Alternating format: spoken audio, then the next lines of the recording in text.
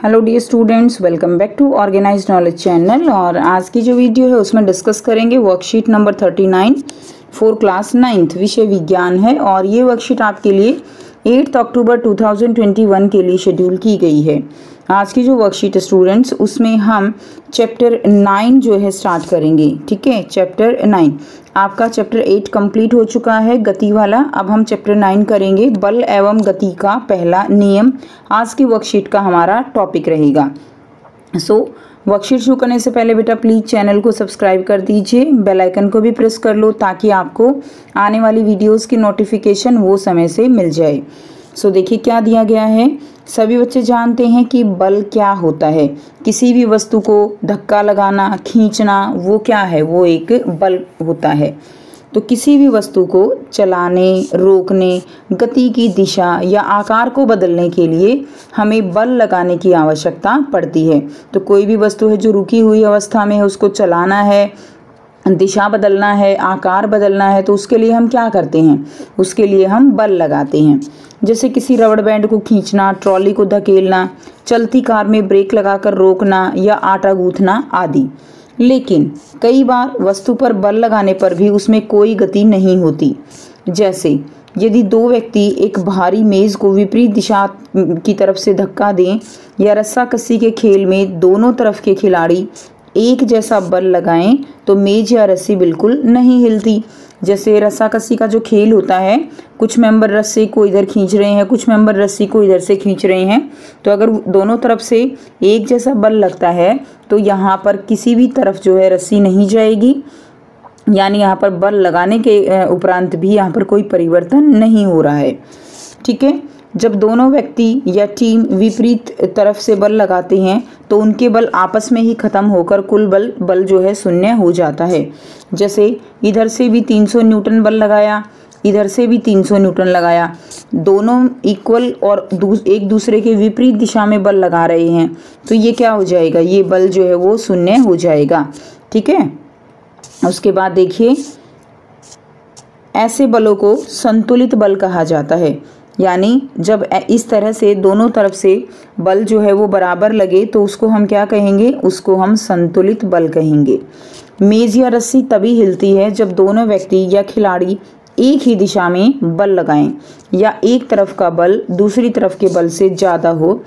ऐसी स्थिति में बल को असंतुलित बल कहा जाता है और वस्तु ज़्यादा बल की दिशा में हिलने लगती है, ऐसे बल को असंतुलित बल कहा जाएगा। अब देखिए, इधर से 300 लग रहा है, इधर से अगर 500 न्यूटन बल लगे तो क्या होगा, जो रस्सी है वो इस तरफ चली जाएगी और ये जो बल है वो असंतुलित बल कहलाएगा।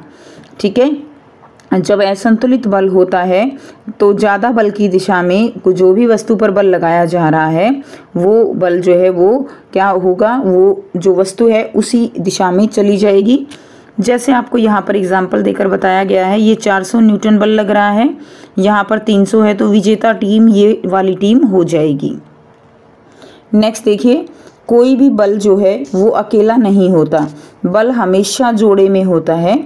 यह दोनों बल हमेशा विपरीत दिशा में कार्य करते हैं। जब भी दोनों में से एक बल दूसरे से ज़्यादा हो जाता है तो ही गति होती है।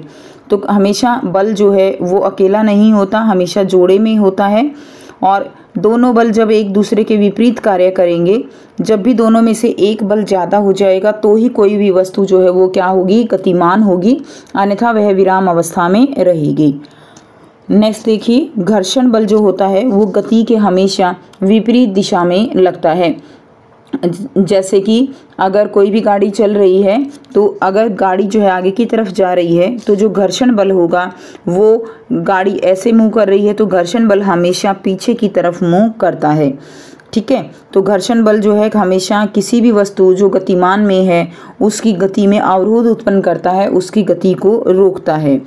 जब तक वस्तु पर लगाए जाने वाला बल उसके घर्षण बल से अधिक होकर उसे असंतुलित नहीं करेगा तब तक वस्तु नहीं हिलेगी।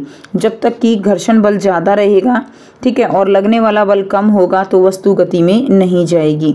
लेकिन अगर हम ज़्यादा बल लगा रहे हैं और घर्षण बल कम पड़ जाता है तभी वो वस्तु क्या होगी, वो वस्तु गति में होगी।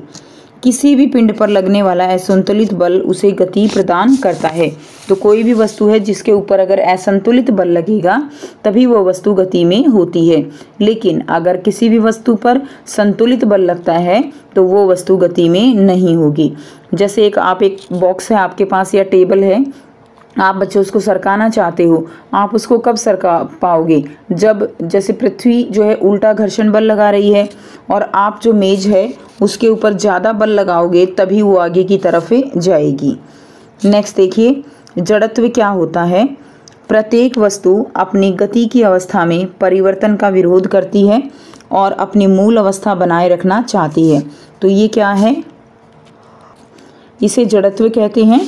जड़त्व का मतलब है चाहे कोई भी वस्तु जो है वो प्रत्येक वस्तु जो भी वस्तु है वो अपनी गति की अवस्था में परिवर्तन का विरोध करती है। यानी जब वो अवस्था जो है, यानी कोई भी वस्तु गति में है तो वो अपनी जैसी अवस्था है उसी में बने रहना चाहती है।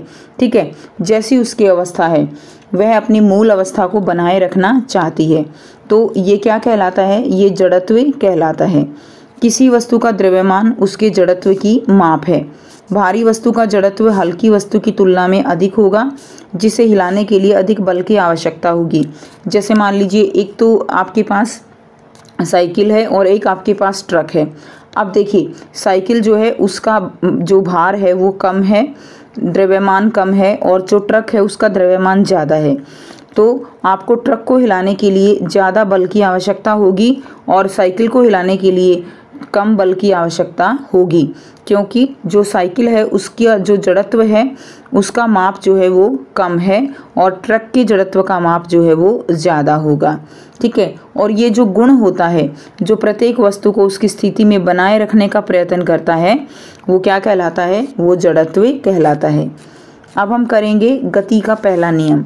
गति का पहला नियम क्या कहता है कि प्रत्येक वस्तु अपनी स्थिर अवस्था या सरल रेखा में एक समान गति की अवस्था में बनी रहती है जब तक कि उस पर कोई बाहरी बल कार्यरत ना हो। इस नियम के अनुसार कोई भी वस्तु अगर वो स्थिर अवस्था में है तो वो स्थिर अवस्था में बनाए रहना चाहेगी, और अगर वो गतिमान अवस्था में है तो वो गतिमान अवस्था में ही रहेगी, अगर जब तक हम उसके ऊपर कोई बाहरी बल जो है वो नहीं लगा दें। आपने एक बॉल को जो है ज़मीन पर फेंका, कुछ दूरी पर बॉल जाकर रुक जाएगी।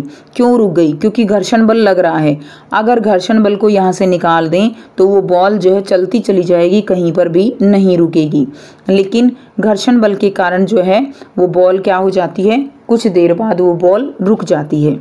नेक्स्ट देखिए, इसे जड़त्व का नियम भी कहते हैं। जड़त्व का नियम किसी भी वस्तु का वह प्राकृतिक गुण जो उसकी विराम या गति की अवस्था में परिवर्तन का विरोध करता है वह जड़त्व कहलाता है। यानी कोई भी वस्तु जो विराम अवस्था में है वो विराम अवस्था में रहना चाहती है, अगर कोई वस्तु गति की अवस्था में है तो वो गति की अवस्था में ही रहना चाहती है। यही नियम क्या कहलाता है? जड़त्व का नियम कहलाता है। इसके लिए हम उदाहरण पढ़ेंगे। चलती बस में सभी कुछ गतिशील अवस्था में होते हैं। तो बच्चों ये जो है आपने अनुभव ज़रूर किया होगा। आप जो है एक चलती बस में जा रहे हो तो जब बस चल रही है तो उसके अंदर जो भी लोग बैठे हैं वो सभी गति की अवस्था में हैं। अब जो है ड्राइवर क्या करता है? एकदम से ब्रेक लगा देता है। जैसे ही अचानक ब्रेक लगता है तो बस तो रुक जाती है, लेकिन हमारे शरीर का ऊपरी हिस्सा जो बस के साथ गतिशील था वह बस में ब्रेक लगाने पर भी बस की दिशा में क्षण भर के लिए गतिशील रहता है। ठीक है, होता क्या है कि बस के साथ हमारा निचला हिस्सा जो है वो जो है क्या होता है?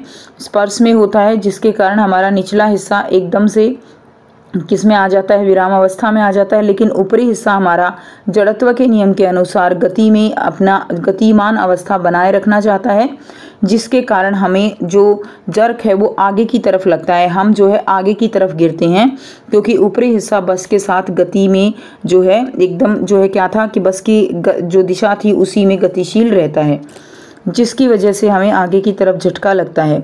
इसी प्रकार जब रुकी हुई बस अचानक से चल पड़ती है तो सभी सवारियों को पीछे की तरफ झटका लगता है। क्यों? क्योंकि यहाँ बस तो अचानक गतिशील हो गई और उसके साथ ही हमारा निचला हिस्सा जो बस के साथ स्पर्श में है वो भी गतिशील हो गया, लेकिन ऊपरी हिस्सा वो अपने आप को विराम अवस्था में ही बनाए रखना चाहता है। इसलिए वो जो है क्या होता है कि हमारा जो पिछला हिस्सा है हमारा जो ऊपरी हिस्सा है वो पीछे की तरफ जाकर गिरता है। क्लियर? तो ये जो है इसका कारण रहेगा, उदाहरण रहेगा। अब देखिए यहाँ पर आपको बहुत ही आसान से बच्चों 4 जो है प्रश्न दिए गए हैं जिनका आंसर हम करेंगे। पहला जो प्रश्न है, बल क्या क्या कार्य कर सकता है, उदाहरण सहित लिखिए। तो देखिए, बल किसी भी वस्तु को चलाने, रोकने, गति की दिशा या आकार को बदलने के लिए हमें बल लगाने की आवश्यकता पड़ती है, जैसे किसी रबड़ बैंड को खींचना, ट्रॉली को धकेलना, चलती कार में ब्रेक लगाकर रोकना या आटा गूंथना आदि। तो ये जो है बल के कार्य रहेंगे। नेक्स्ट देखिए, प्रश्न 2 है, जड़त्व को परिभाषित कीजिए। गति का पहला नियम उदाहरण सहित लिखिए। तो जड़त्व क्या है? किसी भी वस्तु का वह प्राकृतिक गुण जो उस वस्तु को विराम या गति की अवस्था में परिवर्तन का विरोध करता है, वह जड़त्व कहलाता है। उसके बाद गति का पहला नियम बताना है और एक उदाहरण भी बताना है। तो गति का पहला नियम क्या कहता है कि प्रत्येक वस्तु अपनी स्थिर अवस्था या सरल रेखा में एक समान गति की अवस्था में बनी रहती है जब तक उस पर कोई बाहरी बल जो है वो कार्यरत ना हो। यानी जब तक कोई बाहरी बल नहीं लगेगा वह वस्तु लगातार किस में रहेगी? गति की अवस्था में ही रहेगी। ठीक है, वह वस्तु लगातार गतिशील अवस्था में रहना चाहेगी। उसके बाद नेक्स्ट देखिए, उदाहरण देना है, जैसे बस के अचानक से चलने पर हम पीछे की तरफ गिरते हैं। तो ये क्या रहेगा? ये उदाहरण रहेगा। नेक्स्ट देखिए, प्रश्न 3 है, किसी रुकी हुई बस के अचानक गतिशील होने की स्थिति में उसमें खड़ी सवारियां किस तरफ झटका महसूस करेंगी, कारण स्पष्ट कीजिए। तो इसमें क्या होगा कि किसी रुकी हुई बस के अचानक गतिशील होने की स्थिति में सवारियों को झटका पीछे की तरफ महसूस होगा, क्योंकि शरीर का निचला हिस्सा बस के साथ गतिमान हो जाएगा और ऊपरी हिस्सा जड़त्व के कारण विराम अवस्था में रहने का प्रयास करेगा, जिसके कारण हम पीछे की ओर गिरते हैं।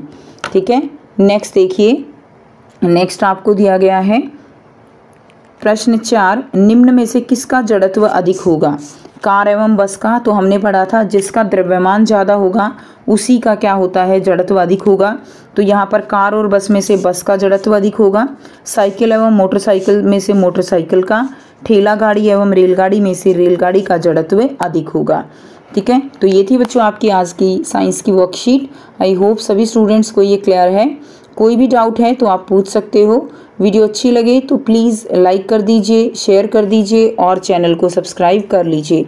सो थैंक्स फॉर वॉचिंग स्टूडेंट्स। मिलते हैं नेक्स्ट वीडियो में नेक्स्ट वर्कशीट के साथ। Take care.